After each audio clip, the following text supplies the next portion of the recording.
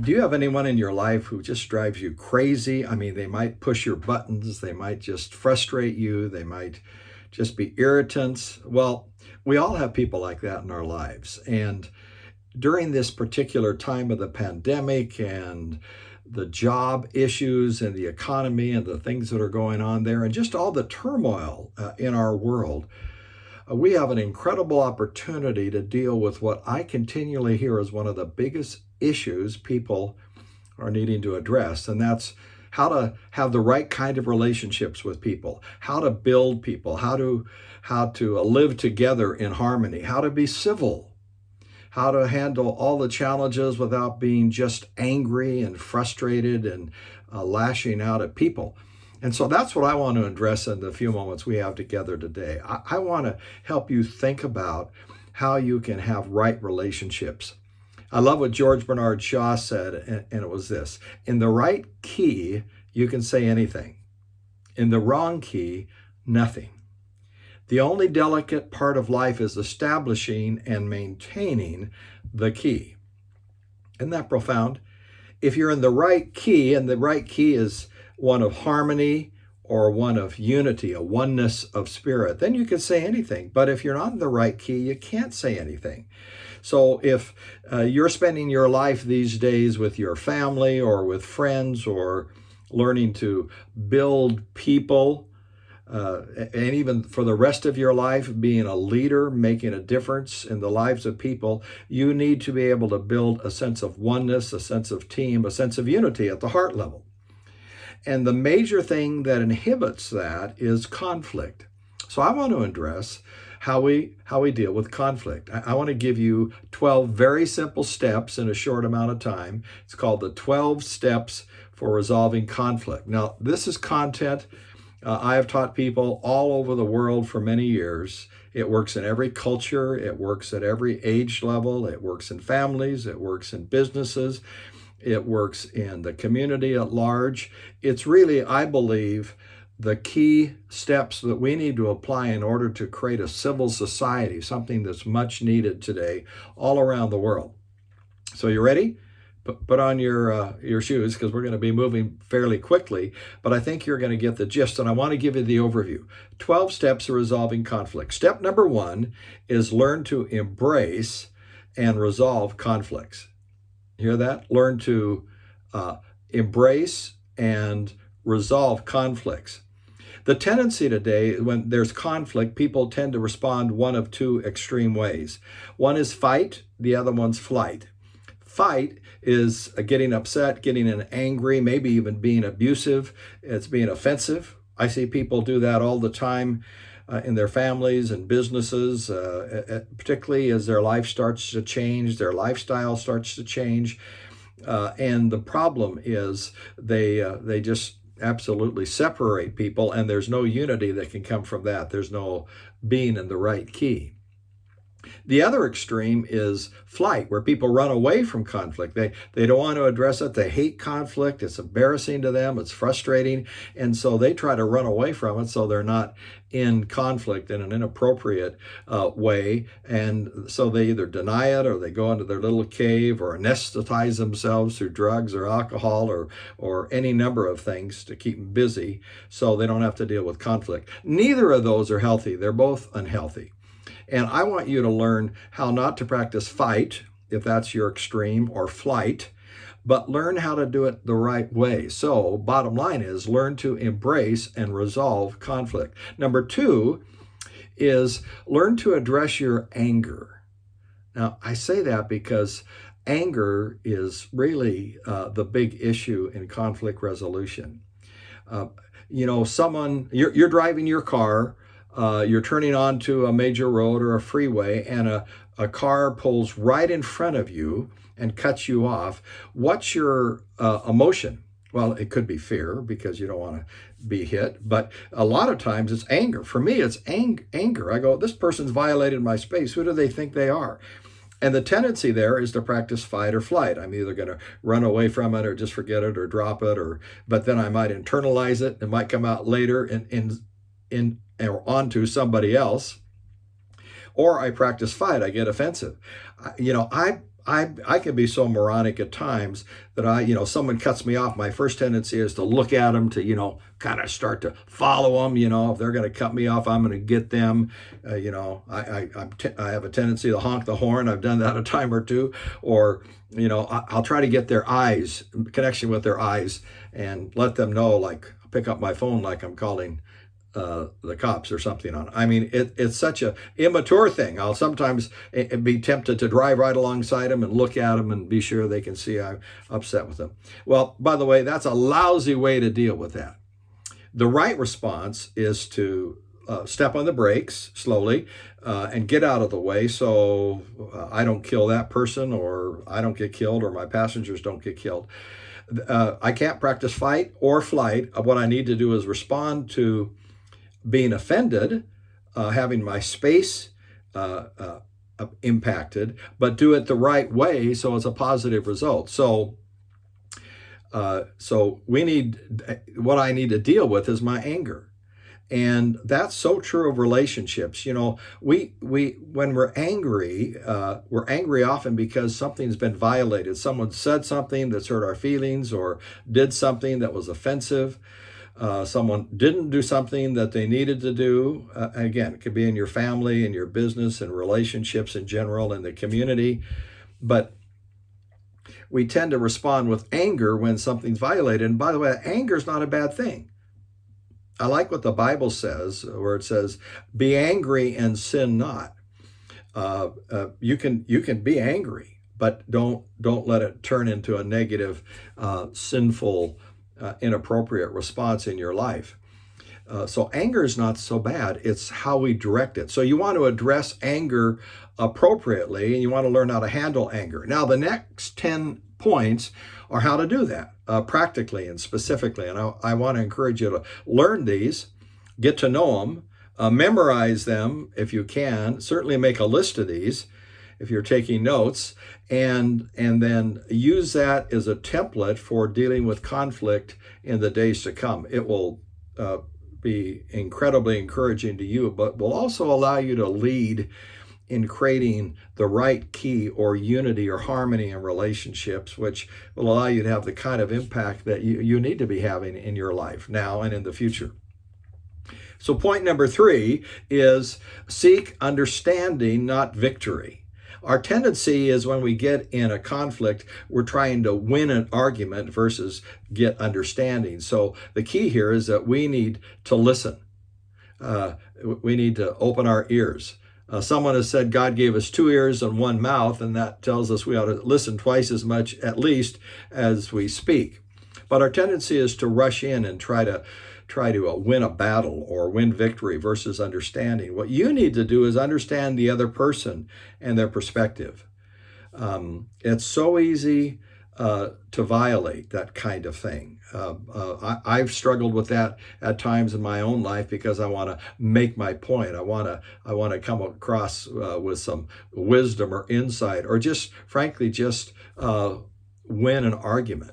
And that's just not healthy. You want to listen. You want to, instead of saying, jumping on someone, say, help me understand that. Or when you say this, do you mean this? Or help clarify this so I can understand where you're coming from. That'll do a lot, by the way, to diffuse arguments. My wife and I have done this with people, even relatives, where we might disagree politically. We'll get together and it can be quite heated. And I see these discussions being often very uncivil. And we will sit down and we'll talk about our viewpoint, but we constantly try to understand their viewpoint and why they believe what they believe. And then instead of trying to win an argument, we try to communicate ours in an appropriate way, in a thoughtful way, in a caring way. So seek understanding and learn to listen. The 4th thing is to assume the best. So don't jump to a wrong conclusion, but assume the best. We get in more trouble because someone says something or they say it in a certain way, and we have a sense of what they mean, and we often jump to a conclusion. That's easy to do, again, with our children, our spouse, our friends. You don't want to do that. Many years ago, a friend of mine had a party at his house, and he asked me to bring some chairs. when I showed up, he greeted me at the door and said, hi, Ron. And I said, hi. And he said, oh, where are the chairs? I said, oh, man, I forgot. I'm so sorry. And he looked at me and said this, just like this, that figures. And I thought, what does he mean, that figures? He thinks I can't follow through. He thinks I'm worthless. He thinks I'm no good. He thinks I'm not reliable. Then I started to think, who does he think he is?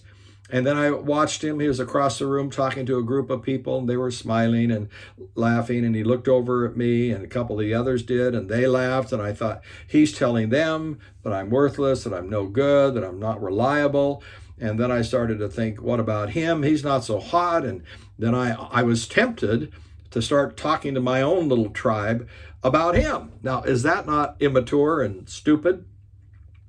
But that's the insecurity that we have in our lives. We tend to think the worst. Well, I thought, wait a second, I have two options. I can go and ask him what he meant, but it was quite obvious to me what he meant, or I could simply forgive and forget. So I tried to forgive and forget, but every time I saw him, I just started to feel angry. Have you ever had that experience? So a few weeks later, I saw him in another situation, and I went up to him and said, hey, great to see you. Remember the other day when I was at your house and I forgot to bring the chairs, and you greeted me at the door, and when I didn't bring them, you said that figured. And I said, I was just wondering, what did you meant?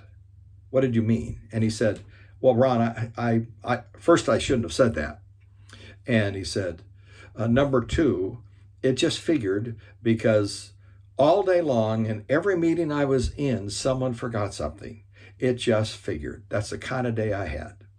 Do you get the point?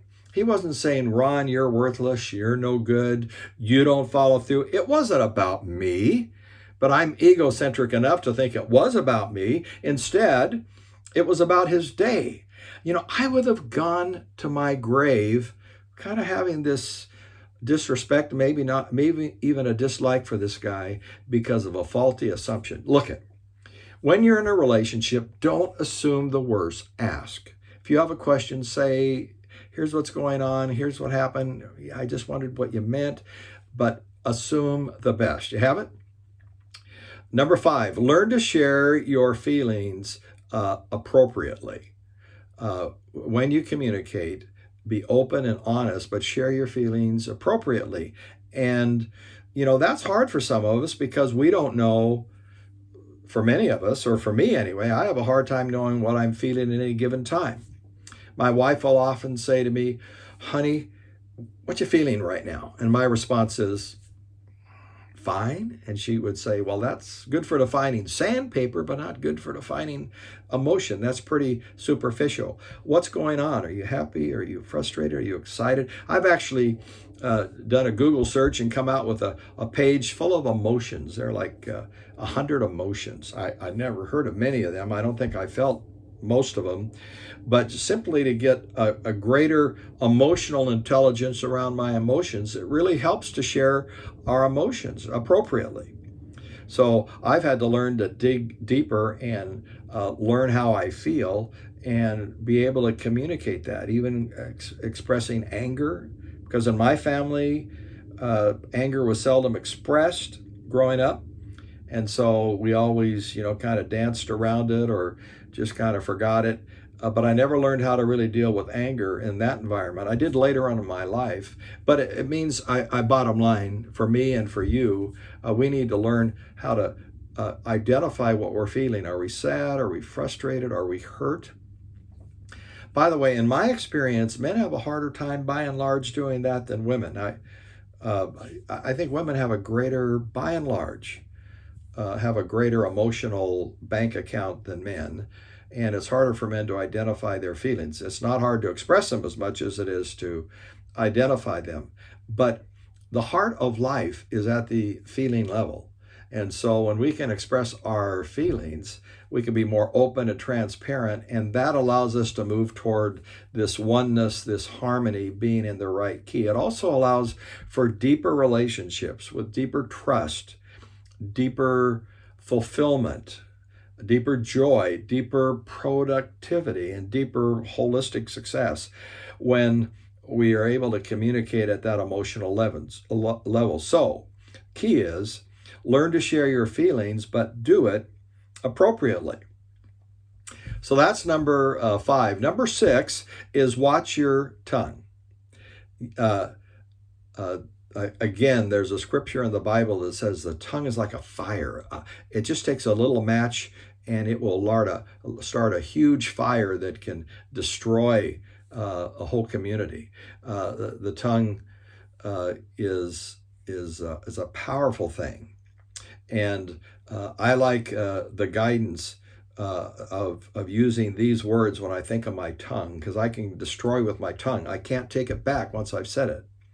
So I ask these 3 questions when I am going to say something. I try to use this, do this consistently. Is it true? Is what I'm saying true? Now, by the way, if you exaggerate, that's probably not true. If you say you're always like this or you're never like this, that's not true. It might be one time a person was a little different, but so using never or always is a dangerous thing. So is it true? Is it really honest and true? Is it kind? When you speak, are you sharing in a kind way, a humble way, where you're trying to build up people, not tear them down? You're not just jumping on them, but you're trying to build up because you're trying to be in the right key and build a unity and a oneness and a harmony, a team. And then is it necessary? Do you really need to say it? There's an old proverb that says, even a man seems wise if he keeps his mouth shut. There's something powerful about being quiet or not saying everything. Is it true? Is it kind? Is it necessary? And if you can learn to live with that framework and use that as a guide for your tongue, it will help you get way down the road in resolving conflicts, but also in building incredibly healthy, dynamic relationships. Number 7, and I want you to star this one. They're all critical. They're principles. They all need to be applied. But number 7 is speak the truth, but do it respectfully. So speak the truth, but do it respectfully. Again, the Bible says speak the truth in love. That's my greatest source of wisdom is the Bible. So speak the truth, but do it in love. Do you get the balance? I want you to think of 2 train tracks. Wisdom is often like this. And the key for a train to get down the road is it has to stay on the parallel tracks. If it says, hey, look at that meadow over there, I'd like to check that out, and to jump the tracks, it would crash and burn. If one of the tracks wasn't there, it would crash and burn. If the cracks, they ran into one another, it would crash and burn. You need railroad tracks. You need tracks to run on. And wisdom is a lot like that. It's 2 seemingly antithetical or contradictory principles that we keep in check. And this one is speak the truth. So be honest, but do it truthfully. So if you're honest, you won't practice flight. If you do it respectfully and lovingly, you won't fight in the wrong sense. Speak the truth, but do it respectfully. So that's something you want to build into your life. You want to be a pro at speaking the truth and do it in a respectful way. I remember some time ago, we were away at a vacation out in Palm Springs, California, with my family, and my daughter was lying on the couch and my wife was in the other room, and I was just looking for some cold water. And I said to my wife, I said, honey, do we have any cold bottled water? Now, it's a simple question. And her response was, in the fridge. So I went to the fridge looking for cold bottled water, and there was no cold bottled water. I said, no, there's no cold water in here. She goes, no, it's in a pitcher. I said, well, I wanted one I said in a bottle. I mean, I must have said it harshly because my daughter, who was lying on the couch not far away, said, ooh. And I said, what's that ooh about? She goes, I didn't like the way you said that. That sounded harsh.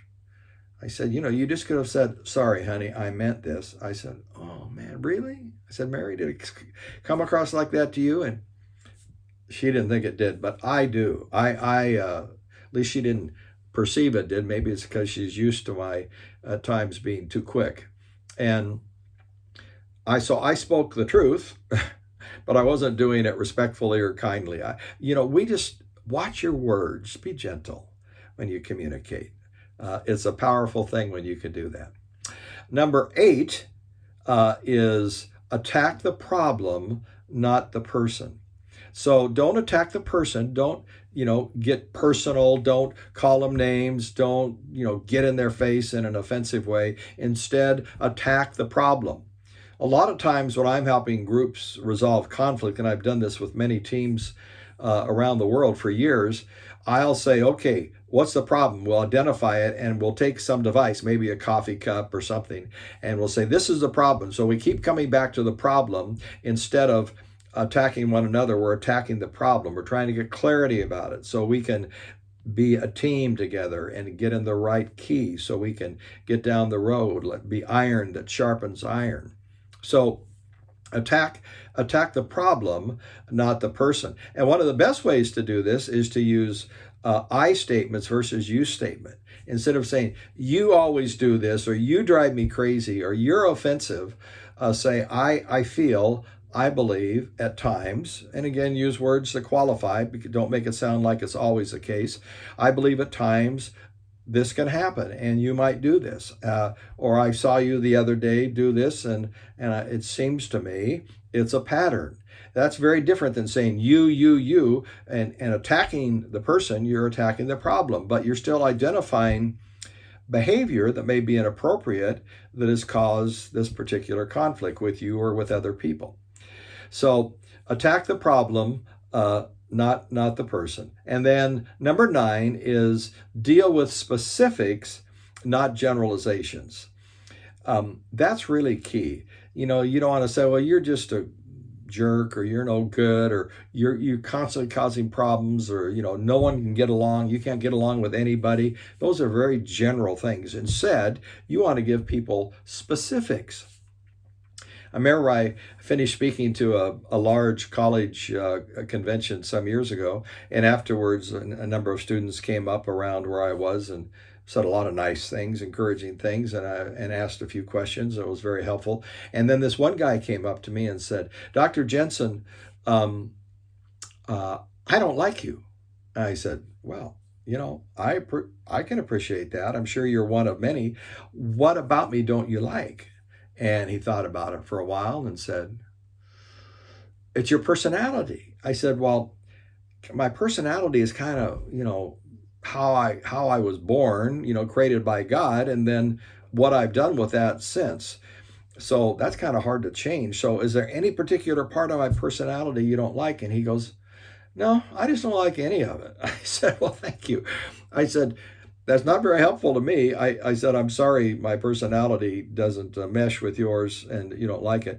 But aside from, sucking on a exhaust pipe and ending my life, there's no solution to that. So if you can think of more specifics, let me know. It really doesn't help to be general. Be specific. If you can't be specific, you probably ought not get into a conflict over something, just because of some vague feelings that you have. So again, what you want to do is deal with specifics and not generalizations. Number 10 is a hard one, but it's so critical, and that is to seek and grant forgiveness. So if you mess up, you need to have the humility to admit that you're wrong. I mean, that's just a critical thing. You need to own up and admit that you're wrong, because if you don't do that, you're always the right one and the other person's not.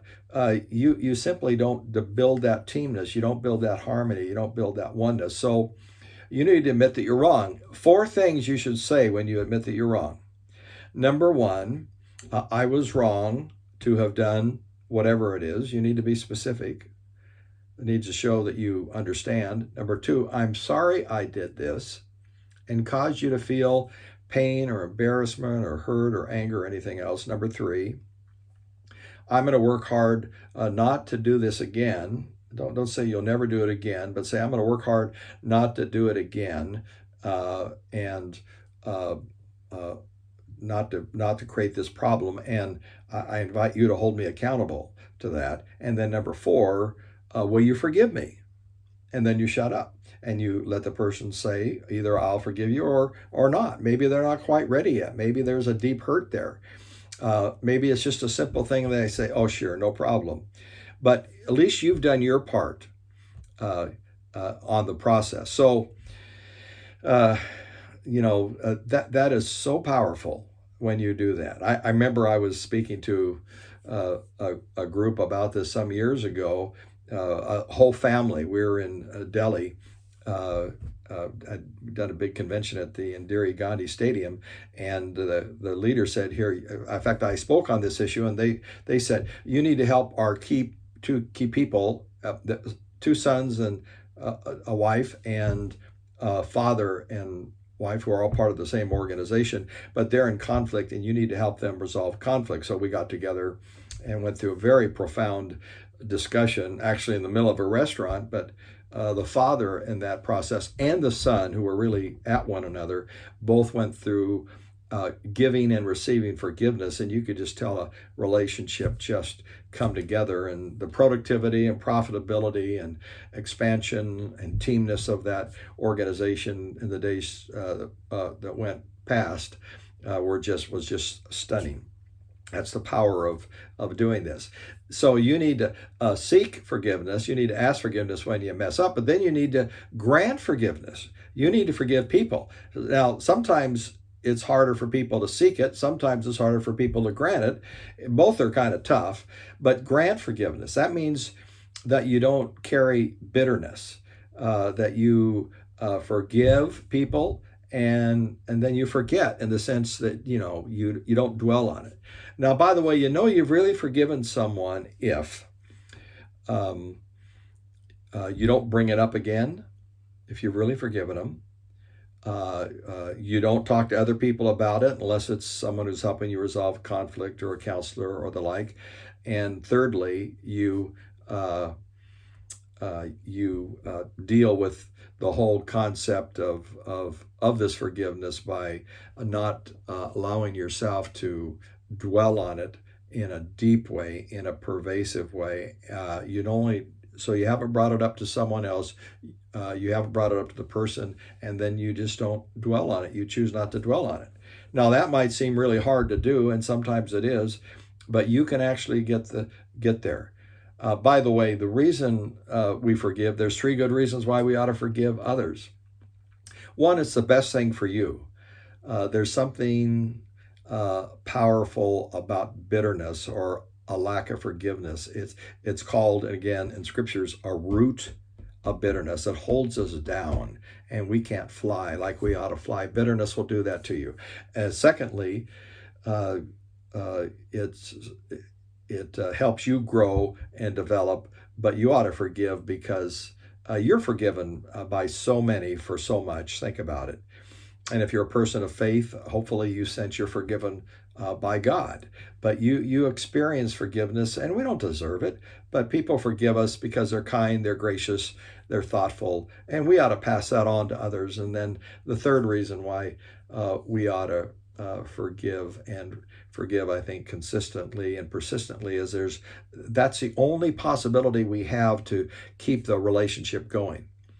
Now, there may be times in relationships that are toxic where you have to separate yourself from people, but that is a last resort.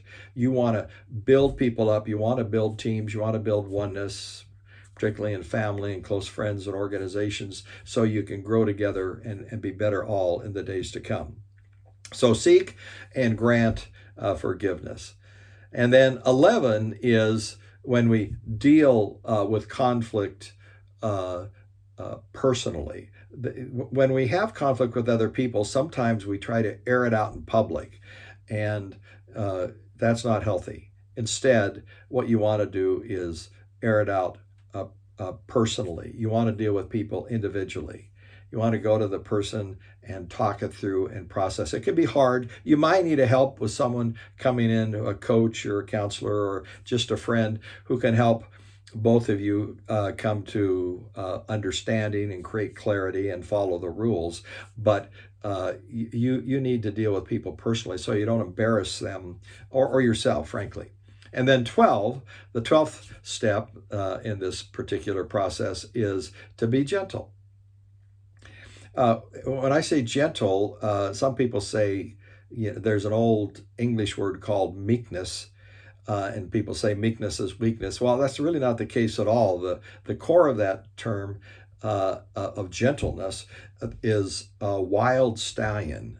Now, a stallion whose will has been broken, but spirit is alive and dynamic, and that wild stallion is under the control now of the master, the rider. And frankly, what you need to do is be under the control of these core universal principles to build into your life. If you'll submit to them because they're absolute and they work, then you need to have a dynamic, wild, a spirit, a healthy one, a thriving one. So you're alive and well. You're not just milquetoast, but you're basically having strength now under control. And the control is living in light of principles versus living in light of your own emotions or the moment or circumstances. Well, 12 steps for conflict resolution. I wanted you to have those. I know that's a lot, and I gave them to you quickly, but I want you to make a list unless there's one provided for you, maybe a link that'll have this list in it. But I want you to go back, and if you've not taken notes, re-listen to this and be sure you've listed the 12 things. By the way, we have companies and organizations, nonprofits and for-profits all around the world, churches, that basically have gone through this process, and they have these written out sometimes on big boards, and whenever they go into a conflict, they agree they're going to follow this process, because if people follow this process, there's a likelihood the result's going to be really positive. If they don't, it can constantly be problematic with people. So I want to give you an exercise and a little bit of homework, and it's to do two things.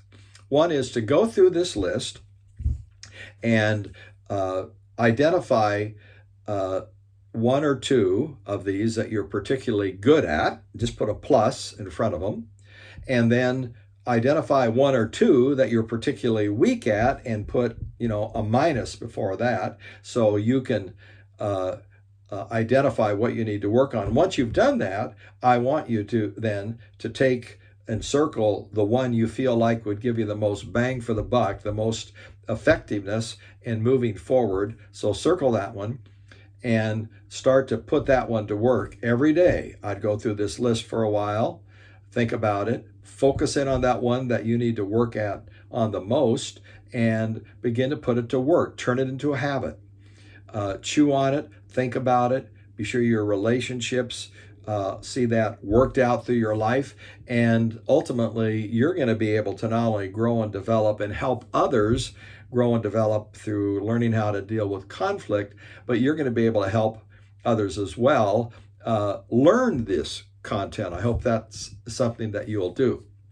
Now, the other thing I want to say, by the second thing for homework, is not only you go through this list, but take one person. It could be a spouse, could be a partner, could be a friend, could be someone that you trust. But you go through this list with them, give them the list, and say, I want you to mark this up and tell me what you think I do well and tell me what I need to work on. And if you were me and you could only do one thing to improve first, which of these would you do? Now this, by the way, is a list of our 12 steps. And I had a partner that I trained with in companies all over North America, and we trained hundreds and hundreds of thousands of leaders. And I went through this the first time with him present, and he took this list home and he left it in his office. The next morning he got up and he saw on his bed was this list, but marked like this. You can't see all of that, but basically what was marked was number 2, yellow, highlight, learn how to handle anger. Number 3, learn to listen. Number 5, learn to share your feelings appropriately. Number 7, do things caringly. That's the one that has exclamation mark, exclamation mark, exclamation mark. And number 12 is be gentle.